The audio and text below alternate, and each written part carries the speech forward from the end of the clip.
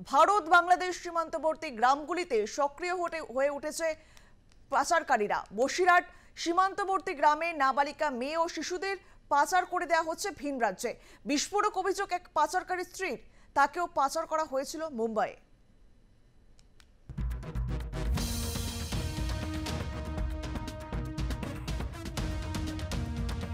উত্তর 24 পরগনার বসিরহাটের বিস্তীর্ণ এলাকা জুড়ে রয়েছে সীমান্ত, অন্যদিকে রয়েছে সুন্দরবনের জঙ্গল। এই জল, জঙ্গল ও কাঁটাতারবিহীন এলাকাকেই বেছে নিয়েছে পাচারকারীরা।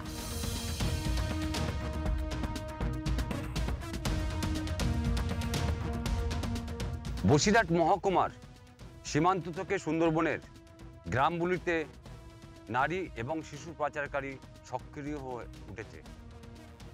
প্রশাসন নীরব। বসিরহাট মহকুমার বসিরহাট 1 নম্বর ব্লকের গাছা আকারপুর একেবারে সীমান্তবর্তী গ্রাম। এই গ্রামে একাধিক মহিলা রাজ্যের বিভিন্ন জায়গায় বিক্রি হয়ে গেছে। এই হচ্ছে আমার বাড়ি, এই হচ্ছে সীমান্ত এলাকা।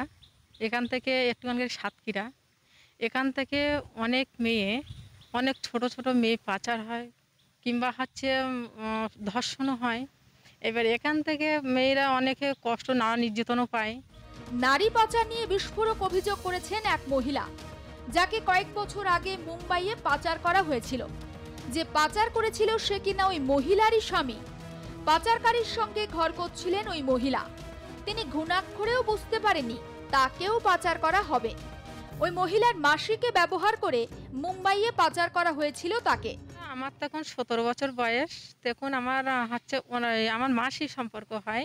সেই মাসি আমাকে শুধু বলল যে চল বসিরহাট যাব। বসিরহাট যাওয়ার পরে আমাকে পাউরুটি আর কলা খাওয়াইছিল।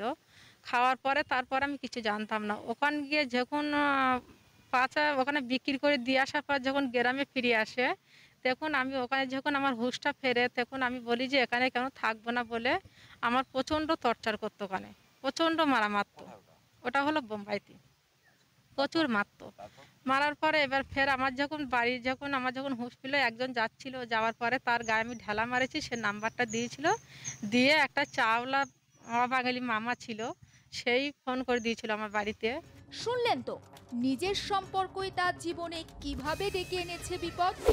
অভিযোগকারিনী বাড়ি ফিরে আসার পর তার সম্বন্ধ করে গ্রামেই বিয়ে হয়। সংসার করতে গিয়ে তিনি জানতে পারেন তার স্বামী পাচারকারী। বিয়ের আগে ওই মহিলার মাসিকে কাজে লাগিয়ে প্রথমে তাকে মুম্বাইয়ে পাচার করা হয়। মুম্বাই থেকে কোনো ক্রমে ঘরে ফিরে আসার পর তাকে বিয়ে করে ওই পাচারকারী।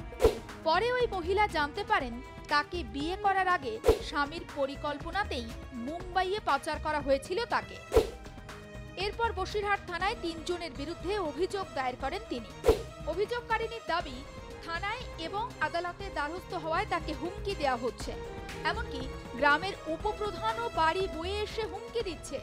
মহিলার অভিযোগ, এই সীমান্তবর্তী গ্রামের 7 থেকে 8টি মেয়েকে পাচার করা হয়েছে। তা মেক্সিকম এখানে আমাদের এখানে প্রায় বেশিরভাগ শিশুরা ধর্ষণ অনেকটা হয়েছে, প্রায় 15-16 জন। আর বিশেষ করে এখান থেকে আমাদের বিক্রি প্রায় 7 থেকে 8 জন বিক্রি হয়ে গেছে। তারা ফিরে আসছে, মানে এখন আপাতত 2-3 জন ফিরে আসছে। আজকে যে সুন্দরবন এলাকাতে যে লাইভলিহুড কোথাও না কোথাও কমিয়ে গেছে। আপনি কোভিডের পরও দেখবেন যে গ্রামকে গ্রাম প্রায় 25 থেকে 30% যুব গ্রামে নেই। ঠিক আছে, আউট মাইগ্রেশন রেট যাকে আমরা বলে থাকি বেড়েছে। তো এই জায়গা থেকে আমরা মনে করি কি এই যে আনসেফ মাইগ্রেশন, এটা পাচারের ঝুঁকিটাকে অনেক গুণ কিন্তু বাড়িয়ে দেয়। এবার যে চাইল্ড ম্যারেজ, এটা কিন্তু খুব বড় ইস্যু। আজকে সুন্দরবন এলাকাতে আমরা দেখেছি কি চাইল্ড ম্যারেজ যদিও রাজ্য সরকার, কেন্দ্র সরকার অনেক স্কিম দ্বারা, প্রোগ্রাম দ্বারা একে রোখার চেষ্টা করেছে। এর সংখ্যা আগে থেকে কমেওছে, কিন্তু আজকে পুরো মুছে যায়নি। এই সীমান্ত এলাকার নারী এবং শিশু যেন পাচার না হয়ে যায়।